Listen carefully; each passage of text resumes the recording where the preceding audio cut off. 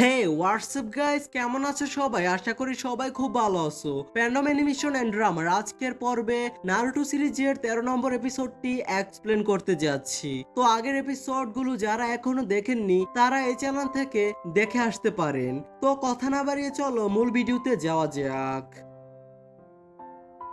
তো এপিসোডের শুরুতে আমরা দেখি নারুটো জঙ্গলের রাস্তা দিয়ে যাচ্ছে আর সে মনে মনে বলতে থাকে আমার তো অনেক দেরি হয়ে গেছে। এরপরের সিনে কাকাশি হাকুকে দেখে বলতে থাকে তাহলে আমার অনুমান সঠিক ছিল, ওই সব কিছু ছিল একটা ড্রামা, যে একটা মাস্ক পরে পুরো ড্রামাটা কন্টিনিউ করেছিল। তোমরা কি ভেবেছিলে একটা মাস্ক পরে তোমরা আমাদেরকে বোকা বানিয়ে ফেলবে? তখন হাক্কু সাসকের দিকে তাকিয়ে বলে সে আসলে পারফেক্ট রাইভাল, সে খুব সহজেই ক্লোনগুলোকে ধ্বংস করে ফেলেছে। এরপর জাবুজা বলে তারপরও এখন তোমার ফার্স্টেস্ট মুভ ওকে দেখানো উচিত। এরপরের সিনে আমরা দেখি গাটুর দুজন লোক তাজুনার বাসায় উপস্থিত হয় আর সুনামিকে দেখে বলে ও তাহলে তুমি কি তাজুনার মেয়ে, তোমাকে আমাদের সাথে যেতে হবে। এরপর ইনারি ঘরের ভেতরে থেকে কিছু ভাঙ্গার শব্দ পায় যা শুনে সে বাইরে বের হয়। ইনারিকে দেখে সুনামি বলে তুমি এখানে আসো না, তুমি পালিয়ে যাও তাড়াতাড়ি। ইনারিকে দেখে ওরা বলতে থাকে ওকেও কি আমরা আমাদের সাথে নিয়ে যাব? তখন ওদের মধ্যে একজন বলে গাটো শুধু আমাদেরকে একজনকে নিয়ে যেতে বলেছে। এরপর আরেকজন বলে তাহলে আমরা ওকে মেরে ফেলি।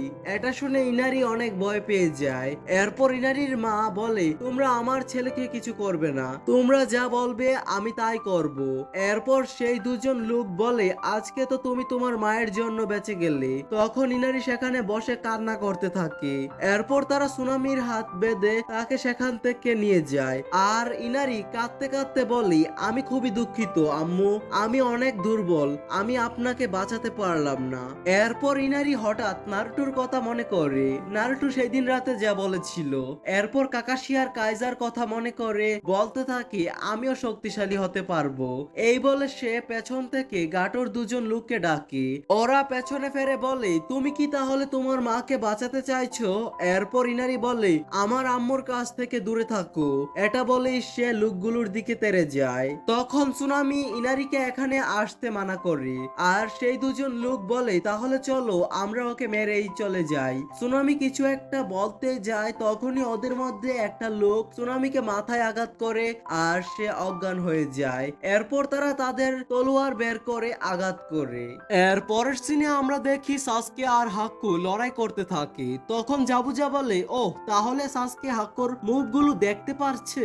অন্যদিকে কাকাশি তাজুনাকে প্রোটেক্ট করার জন্য সাকুরাকে বলে আর হাক্কু সাসকে বলে আমরা শুধু ব্রিজ বিল্ডারকে চাই, যদি তাকে আমাদের হাতে তুলে দাও তাহলে তোমাদেরকে আমরা মারবো না। কিন্তু সাসকে তার কথায় পাত্তা দেয় না। তাই হাক্কু বলে তুমি কিন্তু অনেক বড় ভুল করছো, তুমি আমার স্পিডের সাথে এমনিই পারবে না, তাছাড়া আমার কাছে আরো দুইটা অ্যাডভান্টেজ আছে। তখনই সাসকে বলে সেগুলো কি? হাক্কু বলে প্রথমত আমাদের চারপাশে পানি দিয়ে ঘেরা আর দ্বিতীয়ত তোমার এক হাত আমি ব্লক করে দিয়েছি, তার মানে তোমাকে এখন এক হাত দিয়ে নিজেকে বাঁচাতে হবে। এটা বলার পর সে এক হাত দিয়ে হ্যান্ডস্যাং বানানো শুরু করে, যা দেখে সাসকে আর কাকাশি অবাক হয়ে যায় আর বলে হ্যান্ডস্যাং, তাও আবার এক হাত দিয়ে। এরপর হাক্কু বলে উঠে secret jutsu a thousand legend of death. এটা দেখে জাবুজা বলে সে তাহলে তাকে প্রাণে মারতে চায় না। আর তখনই বাতাসে অনেকগুলো লিডেলস দেখা যায়। এর পরের সিনে আমরা দেখি সেই দুজন লোক আসলে ইনারিকে নয় বরং একটা গাছের টুকরোকে আঘাত করে। এটা দেখে প্রথম লোকটা বলে আরে এটা তো একটা সাবস্টিটিউশন জুৎসু। তখন ওদের নজর নারুটোর দিকে যায়। নারুটো ইনারি আর সুনামিকে একটা নিরাপদ জায়গায় নিয়ে যায় আর ইনারি নারুটোকে বলে তুমি কি করে জানলে ওরা আমাদের বাড়িতে এসেছে? তখন নারুটো বলে আমি আসলে জঙ্গলে মৃত শুকুর দেখেছি আর আশেপাশের গাছগুলো কাটা ছিল, এইসব কিছু তোমার বাড়ির দিকে ইঙ্গিত দিচ্ছিল, এজন্যই আমি এখানে আসি সবকিছু ঠিক আছে কিনা দেখার জন্য। এরপর সেই লোকটা নারুটোর দিকে এগিয়ে আসে আর নারুটো ওদের দিকে দুইটা শুরিকেন ছুড়ে আর ওরা এই শুরিকেন দুইটাকে তলোয়ার দিয়ে অন্যদিকে ফেলে দেয় আর বলে অন্য কিছু ট্রাই করো। তখন নারুটো হাসতে হাসতে বলতে থাকে এটা তো আমি আগেই করেছি, বুকার দল বল। তখনই নারুটোর দুইটা ক্লোন ওদেরকে মেরে ওদের অবস্থা খারাপ করে দিই।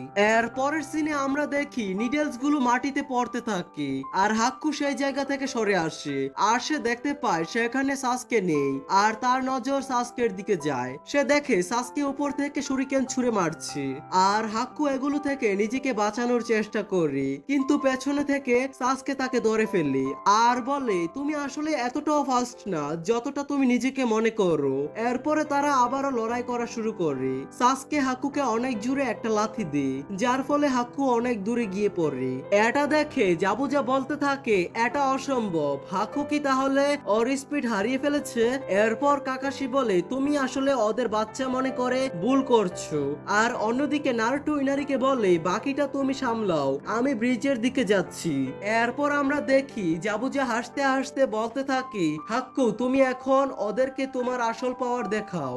এরপরে হাক্কু শরীর থেকে এক প্রকার এনার্জি ওয়েভ রিলিজ হচ্ছিল যা দেখে সাসকে অবাক হয় আর হাক্কু কিছু হ্যান্ডস্যাং বানাতে থাকে যার ফলে সেখানের তাপমাত্রা হঠাৎ করে কমে যায় আর ঠান্ডা পড়া শুরু করে। তখনই বরফের কয়েকটা আয়না সাসকেকে চারদিক থেকে ঘিরে ফেলে। এটা দেখে কাকাশি অবাক হয়ে যায় আর হাক্কু সেখানে থাকা একটা বরফের আয়নার মধ্যে ঢুকে যায়। প্রত্যেকটা আয়নায় হাক্কুর রিফ্লেকশন বেশি উঠে। এটা দেখে সাসকে অবাক হয়ে যায়। কাকাশি সাসকেকে সাহায্য করতে ছুটে গেলে জাবুজা ওর সামনে চলে আসে। জাবুজা বলে এখানে তোমার অপোনেন্ট আমি, তাই নাকি? অন্যদিকে হাক্কু সাসকেকে বলতে থাকে এখন তোমাকে আমি আমার আসল স্পিড দেখাবো।